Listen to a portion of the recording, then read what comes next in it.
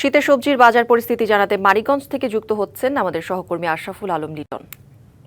লিটন, সবজির বাজারে আজ কোন সবজির দাম কেমন এবং ক্রেতার সন্তুষ্টি নিয়ে জানাবেন। কৌরি, আপনাকে জানিয়ে রাখছি যে মানিকগঞ্জ কিন্তু সবজির ভান্ডার।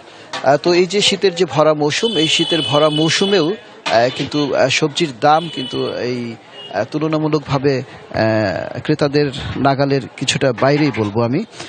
যদিও গত এক সপ্তাহে সবজির দাম কিছুটা কমেছে, প্রকারভেদে সবজির দাম 10 থেকে 30 টাকা কমেছে, কিন্তু তারপরেও এই সবজির ভান্ডার খ্যাত এলাকার যে সবজির যে আমদানি সেটির সরবরাহ কিন্তু কিছুটা কম।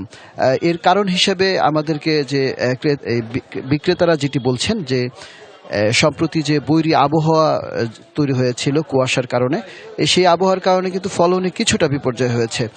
বিদেশ থেকে দেশে রেমিটেন্সের টাকা আসে নিরাপদে, তাই আজই আপনার আপন যে কারণে বাজারে সবজির দাম, সবজির সরবরাহ কিছুটা কম ছিল। তো গত সপ্তাহের চাইতে এই সপ্তাহের যে সবজির যে বাজার, আমি যদি একটু বলতে যাই যে গত সপ্তাহে সিমের দাম যে 60 টাকা কিন্তু সিমের দাম ছিল, এই সপ্তাহেও 60 টাকায় বিক্রি হচ্ছে। এছাড়া ফুলকপির দাম কিছুটা কমেছে, গত সপ্তাহে ছিল 60 টাকা, এই সপ্তাহে বিক্রি হচ্ছে 40 টাকা পিস। বেগুনের দামও অপরিবর্তিত রয়েছে, 60 টাকা কেজি দরে বিক্রি হচ্ছে বেগুন। এছাড়া টমেটোর দাম কমে 30 টাকা কমে 50 টাকা কেজিতে বিক্রি হচ্ছে টমেটো। গাজরের দাম 60 টাকা থেকে 40 টাকা নেমে এসেছে। এছাড়া শসার দাম অপরিবর্তিত রয়েছে, শসা বিক্রি হচ্ছে 80 থেকে 100 টাকায়। এছাড়া কাঁচামরিচের দাম কিছুটা কমেছে, সেই এই কাঁচামরিচের দাম 160 টাকা থেকে 120 টাকা হয়েছে।